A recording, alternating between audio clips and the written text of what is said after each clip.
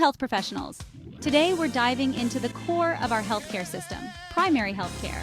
Often misunderstood and undervalued, primary healthcare is actually the bedrock of a healthy community.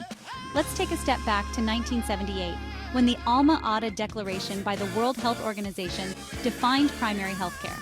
It's not just about treating the sick, it's about extending the first level of care to develop and maintain health. This means protecting and preventing health problems before they start.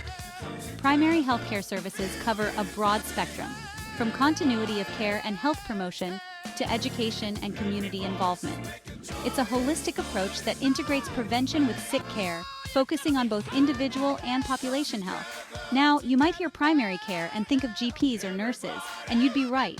But primary healthcare, or PHC, goes beyond that. It encompasses a comprehensive range of services delivered by multidisciplinary teams. These teams include GPs, nurses, allied health professionals, and other health workers operating at the community level. So, what exactly do these PHC teams do? According to the Royal College of General Practitioners, their functions include diagnosing and managing acute and chronic conditions, providing emergency treatment when necessary, and even making house calls. They offer antenatal and postnatal care, provide access to contraceptive advice and services, and work tirelessly on disease and disability prevention. Follow-up and continuing care for chronic and recurring diseases are also on their agenda. Rehabilitation after illness and care during terminal illness? Yep, they handle that too. Furthermore, PHC teams coordinate services for those at-risk children, the mentally ill, the bereaved, the elderly, and the handicapped.